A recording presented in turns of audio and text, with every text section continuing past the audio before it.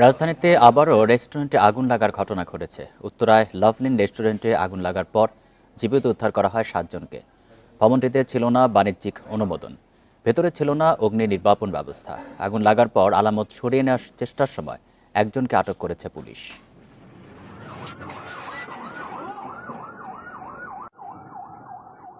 রেস্টুরেন্টে আগুন লাগার পর এভাবেই বিস্ফোরিত হয় গ্যাস সিলিন্ডার। মুহূর্তেই ছড়িয়ে পড়ে আগুন। এই আগুনের সূত্রপাত শুক্রবার সকাল 10:38 উত্তরা শাহ মখদুম রোডে 5তলা ভবনের নিচতলায় থাকা লাভলিন বাংলা রেস্টুরেন্টে।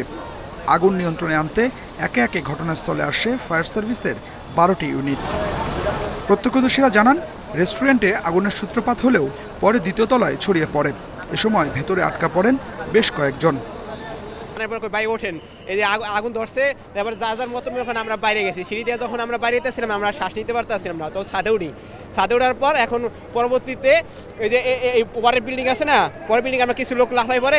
এখানে বড় বড় কয়েকটা সিলিন্ডারের আমরা শব্দ পাইছি। এখানে সম্ভবত সিলিন্ডারের কারণে আর কি অগ্নিপাত হচ্ছে। আবাসিক এলাকায় কোনো রকমের কোনো বিল্ডিংয়ের ভিতরে কোনো রকমের রেস্টুরেন্ট দেওয়াটা ঠিক না, কারণ এটা এখন তো আপনারা দেখলেন এবং জনগণ দেখতেছে যে রেস্টুরেন্ট দিলে কি হয়। ফায়ার সার্ভিস জানায়, ভবনটি কাচ ঘেরা হওয়ার কারণে ভেতরে প্রচণ্ড ধোঁয়ার সৃষ্টি হয়। আগুন নিয়ন্ত্রণে আনতে বেগ পেতে হয়।